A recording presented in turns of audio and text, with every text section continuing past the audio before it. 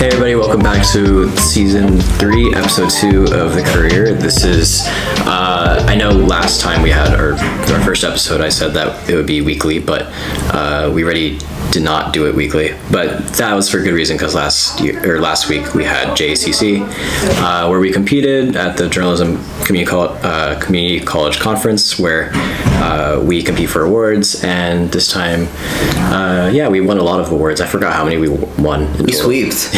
we sweeped. Not quite, but we still won a decent amount. For this episode, we're going to be talking about the Oscars, which is actually kind of a full circle moment, because I think the first episode ever was when we were talking about the Oscars. At least it was like one of the first 5. I know that for sure. A year later, we're talking about the recent ceremony. I believe it was the 96 Academy Awards. But before we get into it, I guess I'll introduce myself. So I'm David. I'm the co-host. Well, just the host for now. We're still looking for a co-host. That's to be determined. I'm also the managing editor here at the Courier, and here I have... My name is Gabriel. I'm a staff writer. I'm very new. This is my 3rd week here, or 4th actually. Yeah. And I'm Dante. I've been here for like 3 semesters, same as David. Yeah. And I'm the video and social media editor here. Yeah, and speaking about video, we have a new video quality to these now, so we're not just recording on these from an iPhone. We actually have a pretty good camera for once. So yeah, that's going to be one of the many improvements that you'll see from now on. We also have, we're going to have mic stands soon. We just need to get that set up, as well as the actual mics for each one. It's going to be a lot more interesting. It's going to be a lot more higher budget, even though we have the same budget. But so it should be fun. I guess we'll just go right into it. So did you guys watch the Oscars, or how did you guys find out about the winners? At first I saw the opening, the opening monologue. I think that's the most I watched. Yeah. And then everything after, I just looked at Instagram, those accounts that tell you, I just refreshed their accounts. Yeah. How about you? I pretty much did the same thing. However, I mostly heard of it from my friends. They were discussing it the entire day. But I did pretty much, I think I watched the presentation for Best Film. So I saw Oppenheimer and, the entire crew. I saw them all get it live. But everything else I watched over TikTok or Instagram and all that kind of stuff. And I just kind of looked it up as well. Yeah, so you saw Al Pacino when he announced that was, I saw people talking about that a lot more than I expected, just how he was my eyes see Oppenheimer, without announcing the 10 nominees, which was I don't know, I think they did the morning after, they're oh no, we told him to do that. It wasn't he was it wasn't improv or anything, or it wasn't an old man that didn't know how to do anything and rolled out of bed that morning. No, because I think 2 years ago they had Liza Minnelli, and she was when she was doing the thing, she was all where am I, and then everyone was just went quiet. Oppenheimer swept. I believe it won 7 awards. I think so, 7. Yeah, it was expected to get 8, but the one that it kind of got snubbed for, you could say, it was for Best Sound, which went to Zone of Interest, which also won Best International Film for the UK, which actually was the UK's first win for international film, which is kind of funny. Yeah, they won so many Best Picture awards, but they never won international. Oh, I actually wouldn't have expected that. Yeah, which is weird, because the Zone of Interest means it's entirely in German. It's German, and then it's the staff or the team. They're mostly Polish. Yeah, it's a Polish studio. So Polish, German, and British. Yeah. Well, the director, Jonathan Glazer, is British. Yeah. Which his thing was actually pretty big.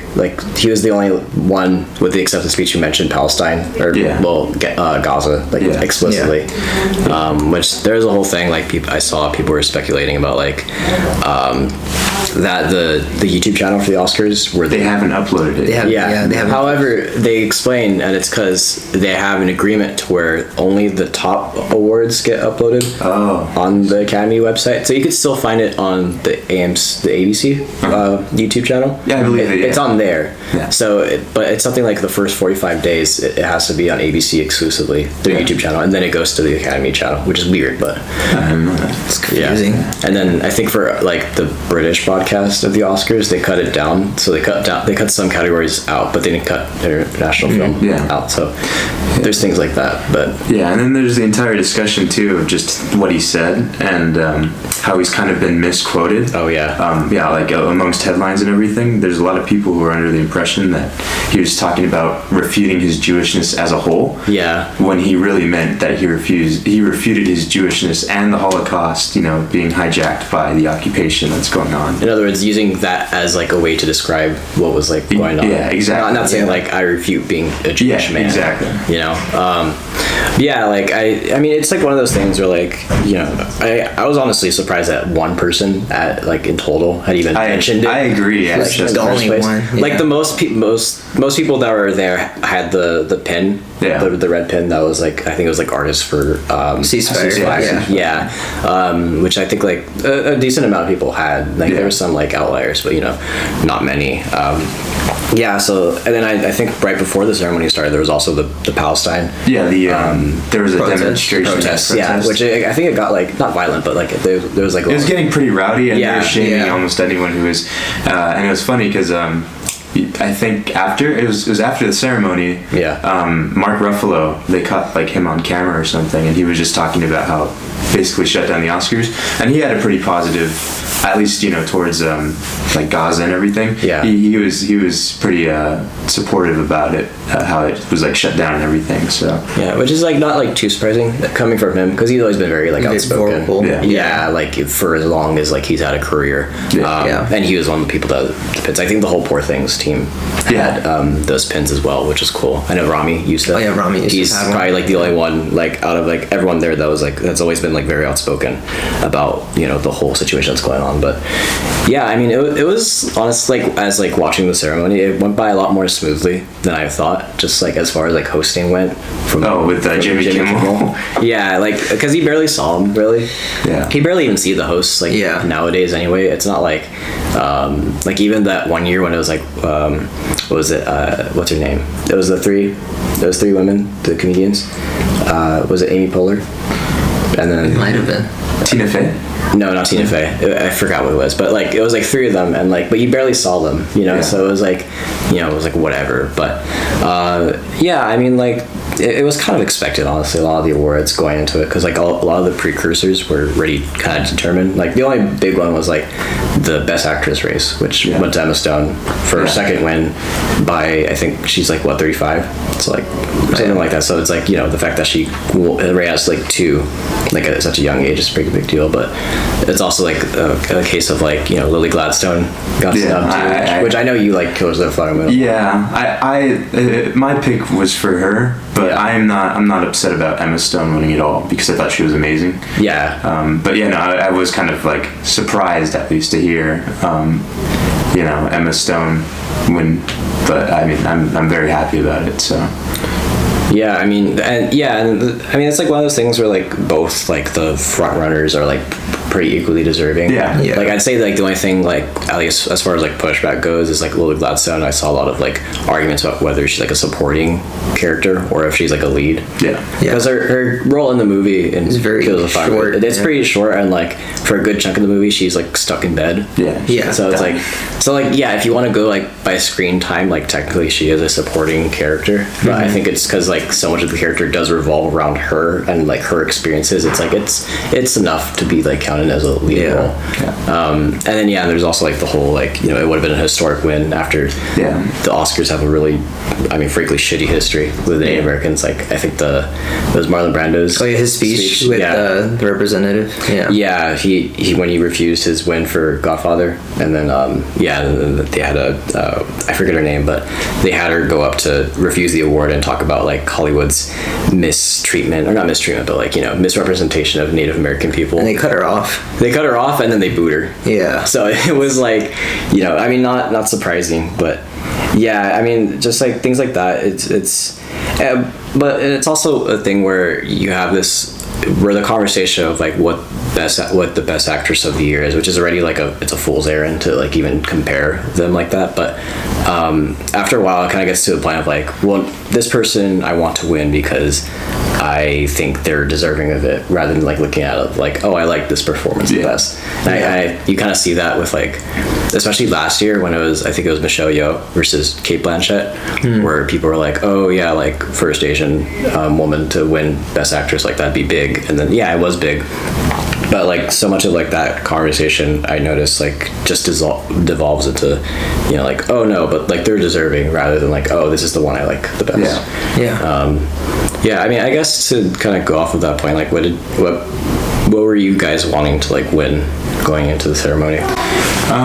Well, I know I felt very strongly about Best Supporting Actor, because I really felt that Robert De Niro should have won, because I felt like he was in full command whenever he was on screen, and just he really kind of he played the whole wolf in sheep's clothing part really well. And I know he's kind of like with like Goodfellas, for example. I know that's kind of he's played that character almost a couple times, but I think it's more emphasized here than it is in something where like Goodfellas, they're all kind of playing that role of being like these like kind of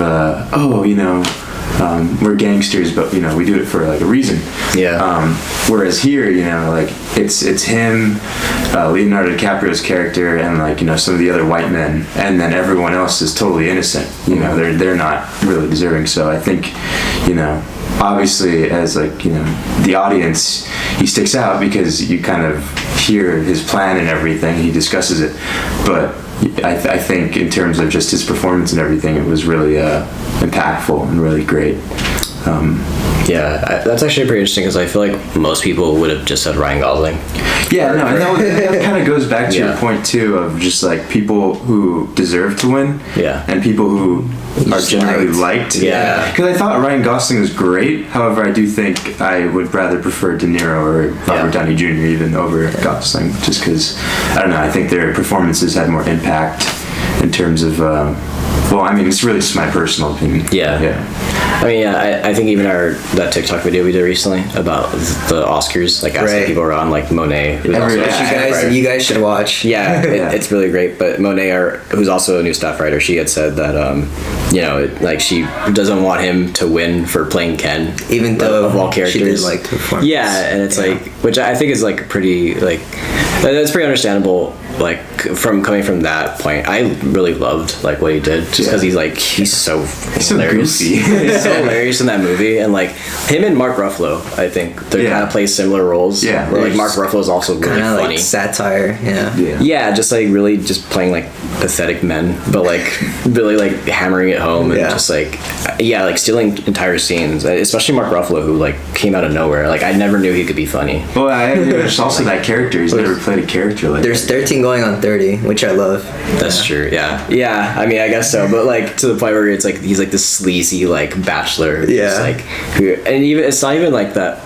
That was like my favorite performance. Like I think someone said that his British accent is like horrible because it's barely even there. I think it adds, but it adds to it because he like doesn't give a shit. It's in like the same way that Christian Bale in American Psycho sounds so painfully like white. He's like, I love that. Though. Exactly. I think it's kind of a similar situation where Mark Ruffalo just sounds so goofy, and like he's like, oh, you have to try this. Like British accents, that he kind of emphasizes like just how like silly his character actually is, and how but he said pathetic like it is, just because it's just funny. I mean, if it was up to me, I would have wanted Charles Melton from May December. Like I loved him in that, but he got to know that movie only got original screenplay, which I mean at least it got that, but I mean but Robert Downey Jr. I'm like fine with winning, like it's deserved. It's a good performance, and it's like it's also it speaks to like just the movies this year where you had not only movies that people all saw, like so many people saw Barbie, Oppenheimer, even Poor Things made a lot of money too. It's like but like all of them are so competitive with each other because they're so good, and especially with supporting actor, like there's very few people in that lineup where like I would want to switch out. Like maybe I haven't seen American Fiction, so I can't say like with Sterling K. Brown, because he was nominated there. I thought he was great. I saw American Fiction, and Yeah, I was pretty surprised with it being nominated. Winning best adapted screenplay. Oh yeah. Because I kind of expected Oppenheimer for it. Because I was obviously because of the whole like first perspective thing, it's gonna get it, and just kind of out of nowhere, I think it just won that. But Sterling King Brown is I thought he was great. I think also Jeffrey Wright was also really good, but he had no chance against Cillian Murphy, sadly. Or Paul Giamatti, who was like the next one up. He was the runner-up. Yeah, but I saw actually like with adapted screenplay, like people online was saying like, oh, like they chose like the weakest one out of like the lineup. Yeah, have you guys seen it? I haven't even seen it yet, but I thought it was great. There's only like few little nitpicks I have about that screenplay. Like just towards the ending, it kind of like forgets to wrap up some points and like some of the family drama, and that's one thing that the movie advertises itself is about the book, and they don't really focus on the marketing for the whole family drama, which people I saw were like complaining about, like, oh, it's just a family drama, this is really boring. And I was like, I didn't watch the trailer, and I was like, I thought the family drama was like the best part. Like I was really invested in what's called Jeffrey Wright's dynamic with Sterling King Brown. Yeah, because I've only ever seen like the trailers, and it really does market like just the book part of it. Yeah. And, like, so I was surprised when people were like walking out of it. At least like the first reactions, like it was very much like, oh no, this is basically like two movies where it's like you have the book and then you have like this whole family. Yeah. And then it seemed like people were pretty split on like which part they liked the best. Yeah. I still haven't seen American Fiction, Anatomy of a Fall, and me neither. Zone of Interest. So those are the three that I still haven't seen yet. I know you've seen Zone of Interest, right? Yeah. It was really great. I think the theater experience also kind of helped, just because just personally, the best sound. I saw it at night, and then also the theater was empty almost, and it just really added to, because the whole point of the movie is it's in the sound, and it's in, well, not the point, but how it like helps add on to its point is the sound. And I think one thing that kind of really what's the word? It just makes it better, I guess. But the score, I honestly thought that if I had the choice, I might have picked it for the score as well. Mika Levi, right? Yeah. It was really amazing in the sense that it just kind of encapsulates the whole feeling or the concept of like a descent to hell almost, but it's not like the stereotypical like evil music or whatever. It's just such a kind of weird sounding it represents the movie well, but it's hard to explain. But yeah, without spoiling it, that's pretty much how I'd just put it. I think the music was probably one of the best aspects of the movie, along with the sound. But I thought it was really great. I was personally never distracted by anything. I know a lot of people, kind of their main complaint was that I heard a lot of people saying that they think it would work better as like a short film rather than a full-length feature. However, I think that the points that the movie's trying to emphasize kind of it wouldn't have been able to wrap it up as well, or kind of fully explore its like concepts as well if it was a short film. So I really thought it was great, and it was pretty terrifying. It was a pretty haunting movie to watch. Would you say that was like your favorite out of the lineup? Probably not. My favorite would still have to be Killers of the Flower Moon, just because of how focused it is. And then I also think I enjoyed Poor Things a little more. However, just kind of going back to the whole lineup, I think this is the first lineup in years where honestly any movie really that won I wouldn't have necessarily been upset about. Even Maestro. Oh, I forgot about Maestro Sneak. That's actually the only one that I would have been upset about, and that's why I forgot about it, just because it's like... Well, it didn't win anything. Yeah, well, that's good. Expected. Like the only thing it really, I think, going into it where it had a chance was Makeup, and then that went to Poor Things. So which it had no chance against Poor Things. Did you see Maestro, or did either you guys see Maestro? No, but I heard about the whole nose thing. It's so boring. No, it's not even the nose. It's just boring. Like it's so aimless. aimless, and it almost feels like they're trying to find the story while they're going along, and then the way it ends is just like, oh, okay, well, what was the point? And then like it's good for what it is. Like Bradley Cooper is really great, and then Carey Mulligan is really like, she is just way above him. I feel, but yeah, and then visually it's really great too. But yeah, it doesn't hold a candle to any of the other movies. But like as far as like Oscar bait goes, it's not the worst. There's way worse examples. More obvious examples. Yeah, like even like something like The Whale, you know what I mean? Yeah. Which it didn't get nominated for Best Picture, but it did win Best Actor, and like that I would say is more like, that's very much like torture porn, whereas like Maestro is like more kind of indulgent. It's pretty much a vanity piece for Bradley Cooper. For Bradley Cooper. Written, directed, produced, and starring. He's the main guy behind it. Yeah. Even though he's like, even Carey Mulligan is totally like the best part of that movie.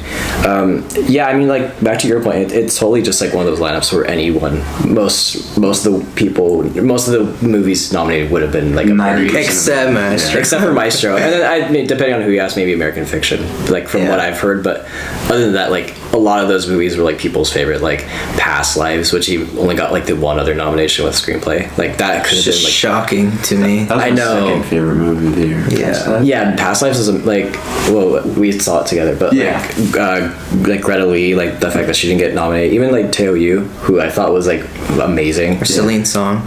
Yeah, or like even her for director, she would have been deserving too. Maybe I don't know if I would put her like in my lineup, but she would have been like equally deserving of that. But just the fact that I only got actor or screenplay is like Jesus. But yeah, I mean, as far as Oppenheimer goes, it's honestly a pretty good win for like all things considered. Like it was either, especially looking at the movies like for the past few years I've been winning, besides like I'd say everything or where we have like Coda and Green Book. No, Nomadland. Oh, Nomadland? Yeah, that kind of. I haven't watched that. I remember seeing it and I kind of forget what happens. Well, I don't forget, but it's very much like it was pretty good. Well, not to take away from it, but I kind of, from my remembrance, I kind of remember it like on initial release, it wasn't anything really discussed, and then once award seasons happened and it like won, that had its like 5 minutes of fame almost, where you know there were some like news reports or media talking about it, and then it kind of went back to, I wouldn't say obscurity, but just out of like the public eye in a way. And I did hear a lot of people say that it was just kind of like, it's okay. I mean, it was a very weird year, which I was surprised by like how good of a lineup that year was anyway, just 2020, because it was just to like name something like Sound of Metal, Judas and the Black Messiah, which I love that one, The Father, Promising Young Woman, The Trial of the Chicago 7, which is the only one that I didn't care for probably, but like the rest are really great. And Nomadland is a good movie too, but it's very much like this doesn't really have like lasting impact. Like I saw someone say that like a Best Picture winner should be a movie that kind of like encapsulates what that year was for movies. Oh, and Oppenheimer. Yeah, I was going to say. I think Oppenheimer and and they're very important movies because there's been this whole kind of concern that not enough people are going to the cinema and everything to experience the movie, because people are just so comfortable now just staying home and watching it on whatever streaming service. But I think those two films and a lot of other films that came out this year have really brought people back and have really kind of added on to importance of. And also on that, just I've also seen like people like were concerned during that time when Barbenheimer was like a huge thing, that finally people are watching like more, I don't know if you could say the same for Barbie, but like original movies. Yeah, like Oppenheimer's like an R-rated biopic about an atomic bomb. It's partially black and white. And it's almost 3 hours, and it made like a bunch of money. Almost $1 billion, which I'm sure they'll do a re-release. I'm sure that will make it to the billion mark, which is mad to think about. But yeah, I mean, and then like just even the whole Barbenheimer craze, like that whole, like how that brought people back to the theaters, and like the fact that Oppenheimer, which is another crazy achievement, is like it made the most amount of money like in history without ever being number one at the box office, because it was always Barbie number one. So that's just like insane to think about too. So I'm really like I'm honestly really happy with Oppenheimer taking even the fact that it swept. Yeah. Like I like that just because all the awards for the most part I'd say are very deserving, especially the tech categories. Yeah. And then Cillian Murphy, who's like just like, out of his mind. Yeah, like and that's like really honestly it's a really great best actor lineup too. Like every single lineup is pretty great, but like that one especially. You had like Cillian Murphy, Paul Giamatti, Bradley Cooper. He was good though. He was good for what he did. And then who am I forgetting? It's the Paul Giamatti, Coleman Domingo. Oh right, Rustin, which I've heard is really good. That was it's about. I heard he was like the only good part from that movie. That he carried the movie. Yeah. Which I was surprised that he got in over Leo, all things considered, because Killers is like was pretty firmly in there. Yeah, and like a lot of critics too were saying like, oh, this is Leo's best performance in the last. Oh yeah. Yeah, I didn't think so, but I thought it was good. But it was good, but I think we've said this before, where it's like Lily Gladstone and Robert De Niro are just like acting circles in every single scene they have with him, and Leo's just like people are making fun. He just has the the sad face the entire time. But I mean, it is what it is. I still like that lineup, Eve. But yeah, like just kind of going through them real quick. Best Actress had Lily Gladstone, Emma Stone, Carey Mulligan, not Margot Robbie. She got snubbed. Who was the other Best Actress? I'm really like I'm blanking on this right now. While you think of it, yeah, I want to say I thought the whole like Margot Robbie being snubbed was really interesting because like it's like what we said earlier about the most liked performance, not the best. Like there's like a really huge difference on that. Like yeah, she was great in that movie. I don't think it was like award worthy, just like America Ferrera, which I thought was also surprising. That was surprising, and she even got like the bigger nomination with Best Picture because she was producer on that. So it's like, and I just remembered it's Sandra Hüller for Anatomy of a Fall, and then Annette Bening for Naiad, which is just such like a came out of nowhere. Yeah, I saw someone make a joke where it's like, oh, of course they have to nominate the one old woman because like they're all pretty young. But I saw so many people making jokes about that movie too. I haven't seen it, and I don't. Me neither. I didn't even know it came out until the awards lineup came out. And the fact that it got like 2 nominations with her and Jodie Foster. And then just like rounding it up, supporting actress went to Divine Joy Randolph, which was really really deserved. That's just like deserved, and she swept. Right. Like it was just like no, of course. Like I think the next one up would probably have been like Emily Blunt, who was good, but unfortunately from like Oppenheimer, which was like the one thing I really didn't like about it was how underwritten the female characters were. She suffers from being in a Nolan film. Yeah, exactly. It's a miracle that she even got nominated just for how her character is written. Not that it was a bad character, like it wasn't accurate to who the person was as a person, but it very much was just like Nolan writing. He still doesn't know how to write women. I mean, Florence Pugh, she really is just like there to be like communist girlfriend, and then dies, and then has him breathe I am the destroyer world. That was really awkward. Well, after sex, like it's such a Nolan thing too, because he never even had a sex scene in a movie ever. That's the one he uses it for. That's the only thing I didn't like about Oppenheimer. Was just like, not because like I'm a prude, but I just feel like the sex stuff was just like, come on, kind of out of nowhere. You're like a middle schooler writing their first script, like writing he was women. Giggling as he was like, he was like, it's gonna be rated R. Yeah, like the only part, exactly. Like the only part that actually was like cool was they're all cursing too. The only part that was like, as far as like the sex aspect that was pretty like used well was when during like the meeting, like the interrogation. Yeah, and like she's all picturing him having sex with her. Like that was like pretty neat. But like other than that, it was just come on. I remember on social media there's the whole discourse where people I'm sure they made it up just to add panic, because I know there's been a whole discussion about like R-rated movies and how people see them with their parents. Yeah. So I think people are just trying to get other people to panic as much by saying like, it's a 28-minute sex scene with Cillian Murphy and Florence Pugh, and you see everything, and there's different cats. So funny. Yeah, and it's just it's hilarious just to think of how awkward and kind of out of context everything was taken on social media, and then comparing it to the action movie, where I mean the scenes kind of make you cringe, but not in the way that the people were saying. They're just kind of like why would you write that in? Yeah. I didn't even know why it was 28 included. sex scene is crazy, by the way. Like, that's not.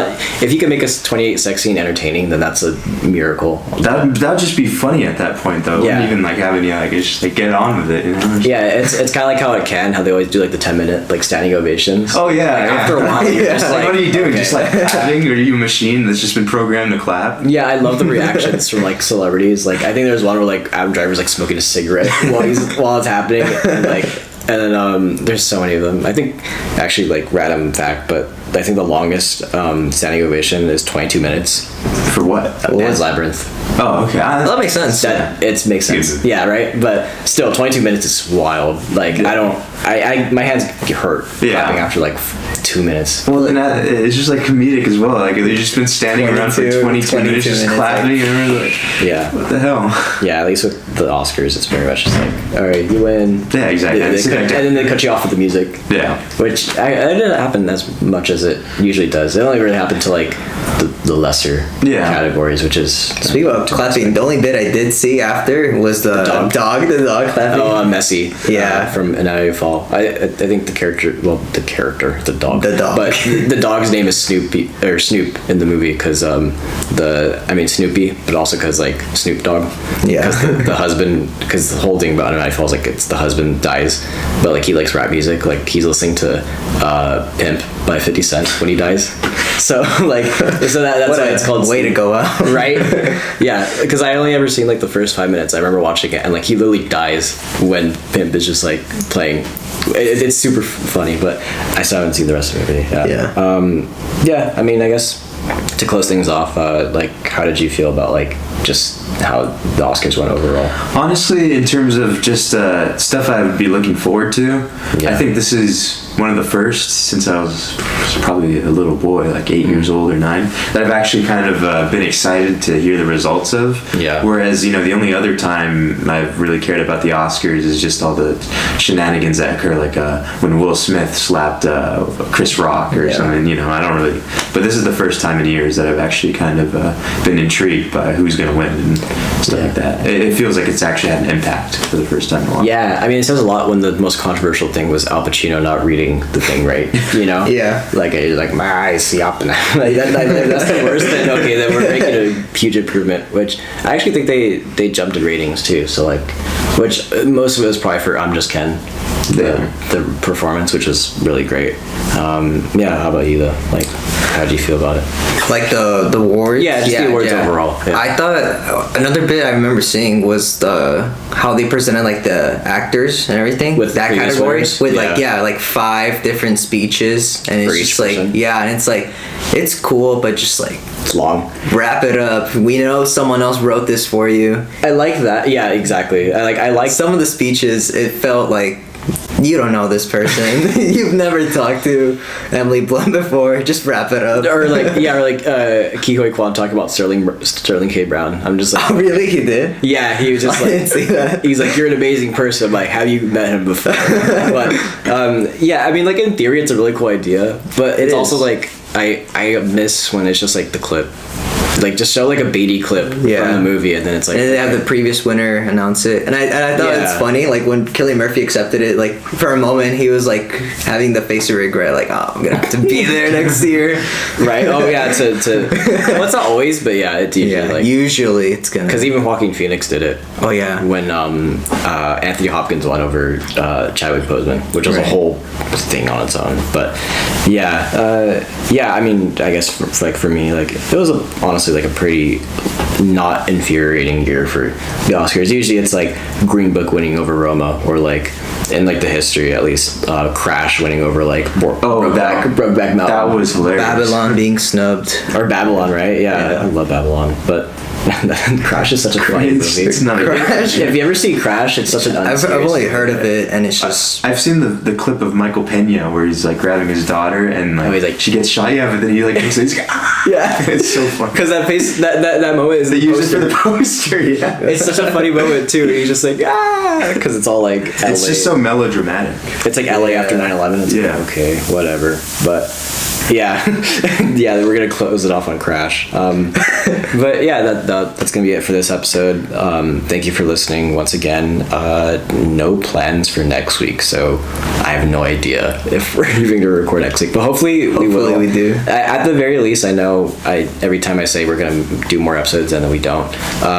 We'll do weekly, and if not weekly, then bi-weekly or every other week. I don't even know what the phrase is, but we'll figure it out. And then yeah, you'll for people listening, you're going to start to see more people on as well, and hopefully within a few weeks or so we'll have a permanent co-host, and yeah, it should be fun. So again, thank you for listening, and I will see you for the next episode. Bye.